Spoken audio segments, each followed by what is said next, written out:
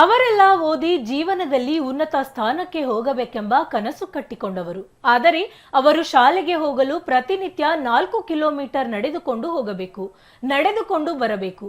ಹೇಗಾದರೂ ಮಾಡಿ ನಮ್ಮೂರಿಗೊಂದು ಬಸ್ ಬಿಡಿ ಎಂದು ವಿದ್ಯಾರ್ಥಿಗಳು ಸಾಕಷ್ಟು ವರ್ಷದಿಂದ ಮನವಿ ಮಾಡಿದರೂ ಯಾವುದೇ ಪ್ರಯೋಜನವಾಗಿಲ್ಲ. ಹಾಗಿದ್ರೆ ಯಾವುದು ಆ ಗ್ರಾಮ ಅಂತೀರಾ? ಇಲ್ಲಿದೆ ನೋಡಿ. ವಿದ್ಯಾರ್ಥಿಗಳಿಗಿಲ್ಲ ನಿತ್ಯ ಬಸ್ ಸೌಲಭ್ಯ. ಶಾಲಾ ಕಾಲೇಜಿಗೆ ಕಾಲ್ನಡಿಗೆಯೇ ಗತಿ.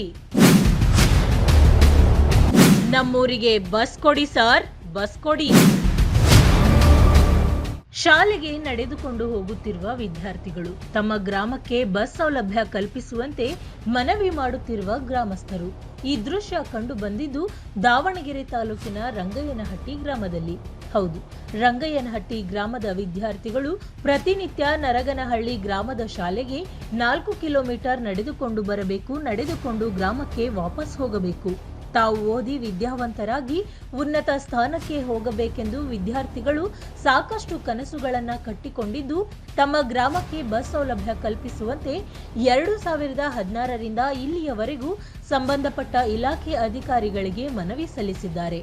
ಆದರೆ ಇದುವರೆಗೂ ಯಾವುದೇ ಪ್ರಯೋಜನವಾಗಿಲ್ಲ. ಬಸ್ ಸೌಲಭ್ಯ ಇಲ್ಲದೆ ವಿದ್ಯಾರ್ಥಿಗಳಿಗೆ, ಹಿರಿಯ ನಾಗರಿಕರಿಗೆ, ಆರೋಗ್ಯದ ಸಮಸ್ಯೆಯಿಂದ ಬಳಲುತ್ತಿರುವವರಿಗೆ ಸಾಕಷ್ಟು ತೊಂದರೆ ಉಂಟಾಗುತ್ತಿದೆ. ಅಷ್ಟೇ ಅಲ್ಲದೆ ಗುಡ್ಡಗಾಡು ಪ್ರದೇಶದಲ್ಲಿ ಕಾಲ್ನಡಿಗೆಯಲ್ಲೇ ಹೋಗಬೇಕಾಗಿದ್ದು, ಗ್ರಾಮಕ್ಕೆ ಬಸ್ ಸೌಲಭ್ಯ ಕಲ್ಪಿಸುವಂತೆ ಗ್ರಾಮಸ್ಥರು ಮನವಿ ಮಾಡಿದ್ದಾರೆ. ಒಂದೊಂದ್ಸತಿ ಜ್ವರ ಬಂದು ಮಕ್ಕೊಂಡ್ಬಿಡ್ತೀವಿ, ಓದೋಕ್ಕಾಗಲ್ಲ.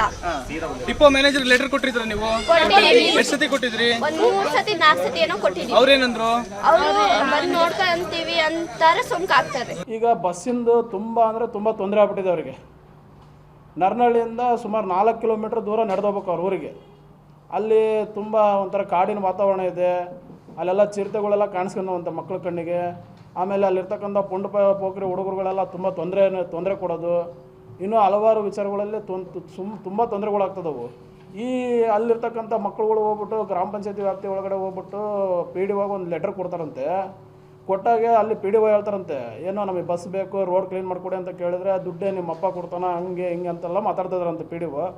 ಹಂಗಾಗಿ ಇವೆಲ್ಲ ಮುಂದಿನ ದಿನಗಳಲ್ಲಿ ಇವೆಲ್ಲವೂ ಸರಿ ಹೋಗ್ಬಿಟ್ಟು ಮುಂದೆ ನಮಗೊಂದು ಏನು ಅಲ್ಲಿರ್ತಕ್ಕಂಥ ಏನು ಶ್ರೀರಂಗನಮಟ್ಟಿ ಗ್ರಾಮ ಜನತೆಗೆ ಮೂಲಭೂತ ಸೌಕರ್ಯಗಳು ದೊರಕಬೇಕು, ಬಸ್ಸಿನ ವ್ಯವಸ್ಥೆ ಕಲ್ಪಿಸ್ಕೊಡ್ಬೇಕು ಸರ್ಕಾರ ಈ ಕೂಡಲೇ.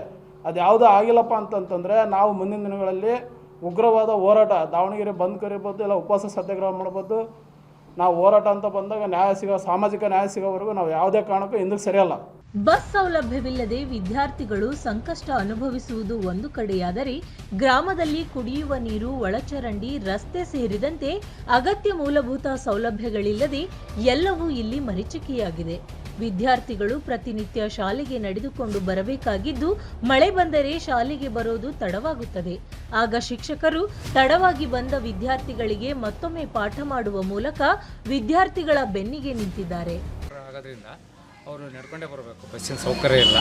ಹಾಗಾಗ್ಬಿಟ್ಟು ಮಳೆಗಾಲದ ಇಲ್ಲದೇ ಇದ್ದಂಥ ಸಂದರ್ಭದಲ್ಲಿ ಸರಿಯಾದ ವೇಳೆಗೆ ಬರ್ತಾರೆ. ಮಳೆ ಇದ್ದಂಥ ಸಂದರ್ಭದಲ್ಲಿ ಕೆಲವೊಂದು ಕಾರಣಾಂತರಗಳಿಂದ ಏನು ಮಾಡ್ತಾರೆ, ಸ್ವಲ್ಪ ಲೇಟಾಗಿ ಬರ್ತಾರೆ. ಅವ್ರದ್ದು ಒಂದು ಬೇಡಿಕೆ ಏನು ಅಂದರೆ ಬಸ್ಸಿನ ಅನುಕೂಲತೆ ಆಗಿದೆ, ಅನುಕೂಲ ಅಂತಕ್ಕಂಥದ್ದು ನಮ್ಮ ವಿದ್ಯಾರ್ಥಿಗಳ ಶ್ರೀರಂಗನಮಟ್ಟಿ. ಈಗ ನಡ್ಕೊಂಡು ಬರ್ಬೇಕಾದ್ರೆ ಏನಾದರೂ ಮಳೆ ಬಂತು, ಅವಾಗ ಎಲ್ಲೋ ಇರ್ತಾರೆ ನಿಂತ್ಕೊಂಡು, ಮತ್ತೆ ಬರ್ಬೇಕಾದ್ರೆ ಲೇಟ್ ಆಗುತ್ತೆ 5ರಿಂದ 10 ನಿಮಿಷ.